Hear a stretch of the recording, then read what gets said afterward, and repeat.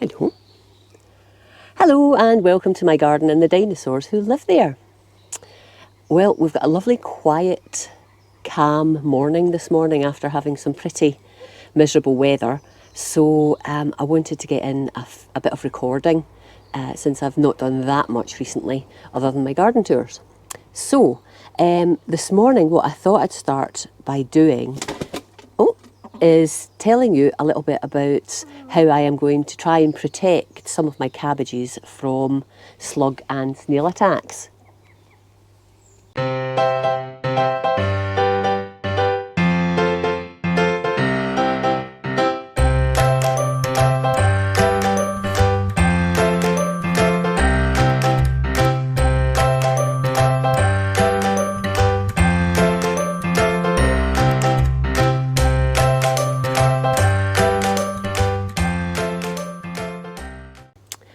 So I know I'm not alone in having, experiencing challenges with slugs and snails eating my plants, my vegetables, my flowers, etc. And if you've seen any of my videos before, you'll know that I am really passionate about growing hostas, big leafy plants, and they seem to be magnets for slugs and snails. So as a consequence, I have tried a variety of things in the past to try and deter slugs and snails.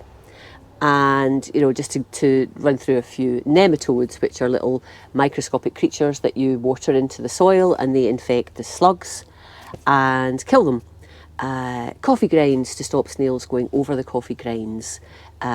Shells or grit around your plants, again to deter slugs and snails from wanting to walk across to get near to your plants. Copper tape, which I have some of here, and this copper tape you can put round pots, round beds, to try and deter slugs and snails because they don't actually like crossing the copper. It sort of gives them an uncomfortable feeling, almost like an electric shock as far as I'm aware. Beer traps, where you put a little amount of beer and they go in because they're attracted by the maltiness, and they drown. A happy drowning, I guess, because they're drunk. What else? Gosh, eggshells to stop them going across. And this thing here, which is, this is called, and I'm not sponsored, by the way, by any of the things I'm talking about, slug gone. This is just wool pellets, and you dribble the wool pellets around your plants, and when they get wet they sort of melt a little bit and it gives a sort of roughness. Again, that the idea is slugs and snails don't like crossing this because it sort of takes the sort of slime off them, which they rely on to move, and it makes it difficult for them to move. And and also I've used and do use halos, plant halos, which are little plastic circular cylinders that you put over your plants, and they've got a lip, which means that it's hard for the slugs to go up and actually climb onto your plants. Now, I've had varying degrees of success with these things, and I actually find it depends on the situation as to the best thing to use, and also using more than one method tends to give you better results. Some challenges that I have in particular is that I grow quite densely packed plants and crops, which among other things give me challenges with slugs, because if a slug or snail is climbing up a wall and the leaf of a plant touches that wall, even if I've got protection around the base of the pot or whatever, the slug can just hop onto the leaf, get onto the plant, and that's it, game over. And if you've got a number of plants next to one another that are bumping into one another, again, as soon as it's on one plant, it can just move from plant to plant. So, even if you can stop slugs and snails getting onto whatever you're growing your plants in, you still have the challenge they can hop on from adjacent plants or adjacent infrastructure. But I persevere, and I do find some success using a variety of things depending on the circumstance. The latest thing that I've been using and I've got another one I'm going to install that today and I'll show you, is this. It's called a copper fence slug and snail barrier. And what it is, again, I'm not sponsored by this, but I got one and I've put it in situ and it seems to be doing the trick. Oops, where did that go?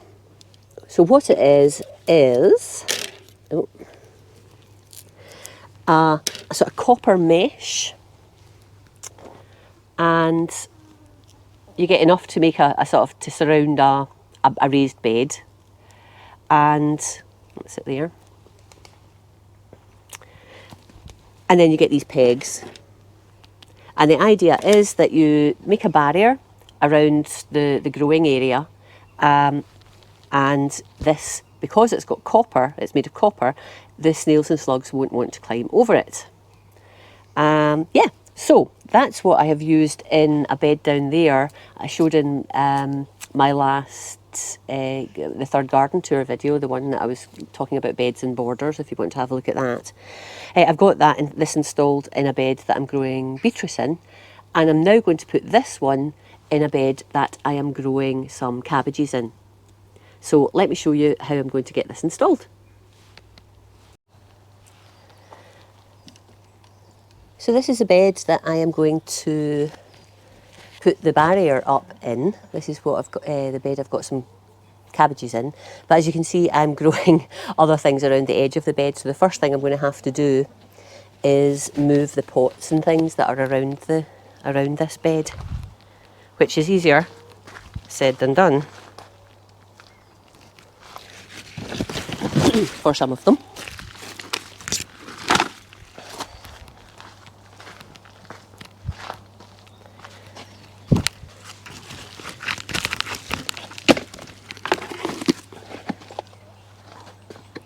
That'll probably do, actually. Woo. Right. Now to undo the mesh.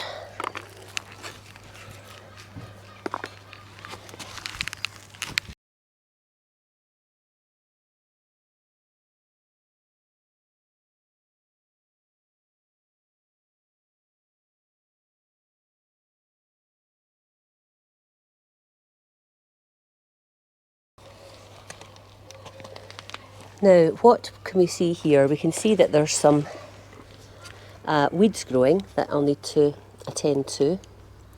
And I can also see that this has been munched.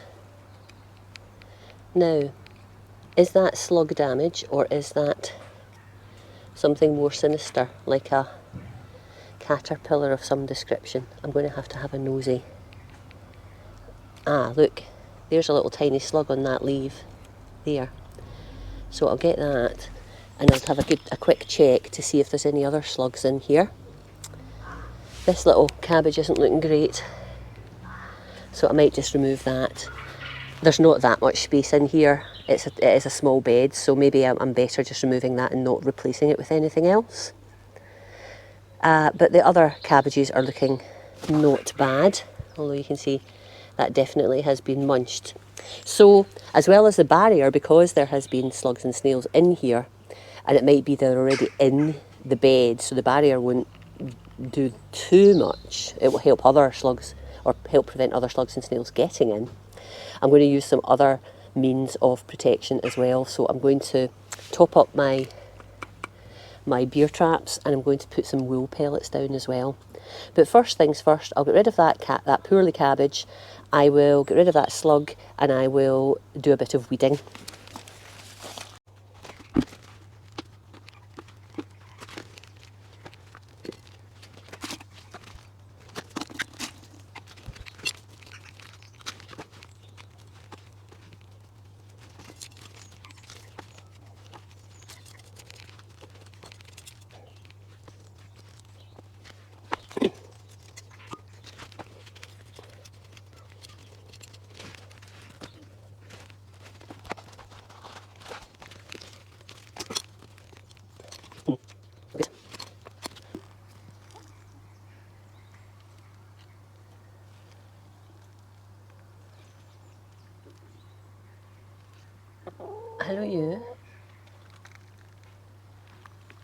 No, no, no, no, no, no, no. No, no, away.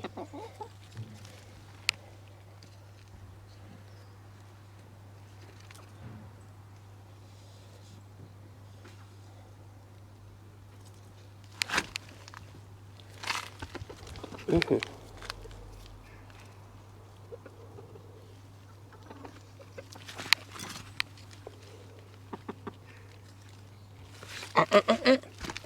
Outie, outie. Go on. Don't be eating those. Right. No. Away. Away. That's you. Good girl.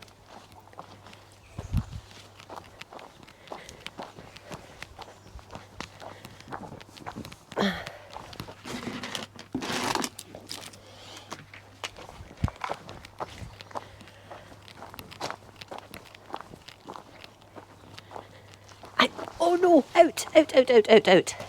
Watch out, Colin. Yes, bad girl.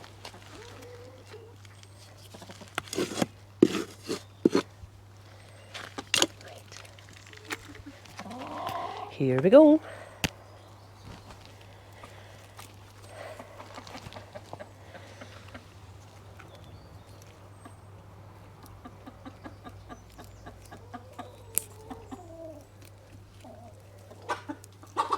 Oi!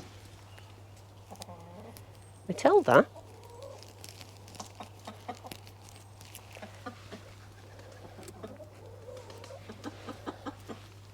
What is it, darling?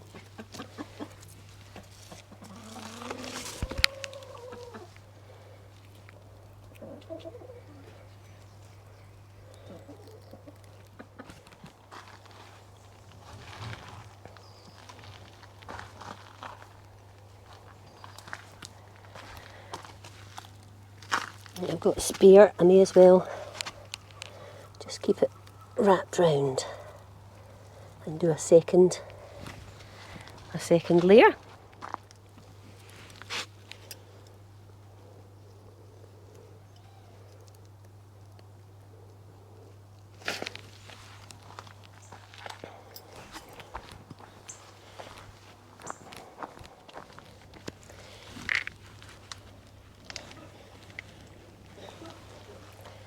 So this is what the wool pellets look like, and I'm just going to sprinkle these liberally on top of the soil.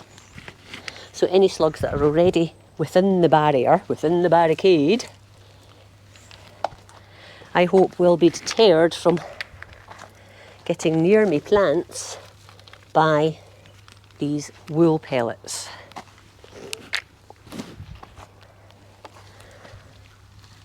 And the good thing about these is when they get wet, it actually makes them better.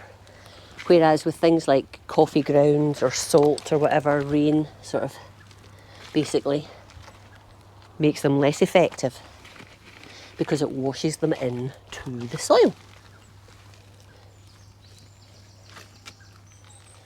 So, last thing I think is to set up a couple of beer traps and then tuck it all back in again, get the enviromesh round, and we'll see if I can grow these 4 cabbages. I know you might think it's quite a lot of effort just for 4 cabbages, but I grow on a very, very small scale. And I'm growing cabbages in other locations in pots and so on. So, you know, I've got less to start with, so that means I want to work harder to protect it and have less loss. So, let's get the beer trap set up. Now this one is quite funky.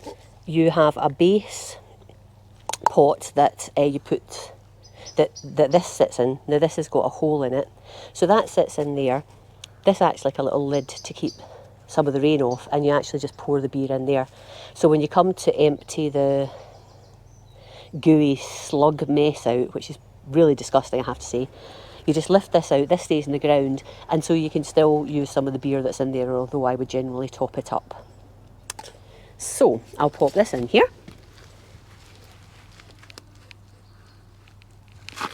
And I'll go and get my beer in a minute. Here's another type of beer trap where you put this in the ground, and then it's got excuse me, this little lid that sits on top again to keep some of the rain out. If it's in a windy location, that tends to get blown away though, so it's maybe not quite as effective as the other one, but it's bigger to catch more slugs. Where will we put you? Put you here. Okay, right, I better go and get some beer. I hope I've got some beer kicking around. Here we go. Here's a can of Savers Lager. So it's shop's own basically, really, really cheap. And it's quite embarrassing buying this, I have to say. I feel compelled to tell the shop owners that actually I'm not drinking it myself. And it's for slugs, and I don't think they believe me. So, yes. Right.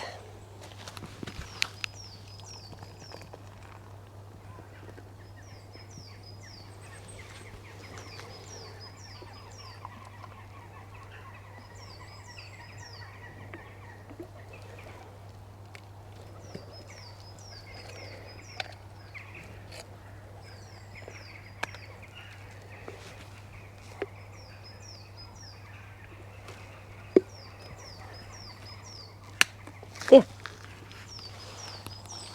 So, right, I'll wrap all this back up again, get it all cosy. I'm a bit worried about this cabbage, it has to be said. It has been very well eaten. I can't see anything else on it though, so I'm assuming that it's not a caterpillar that's doing this damage, although, you know, someone could tell me otherwise, because I'm just not experiencing this. I've never grown cabbages before. Yeah. So, let's get this all put back together again and finish it up.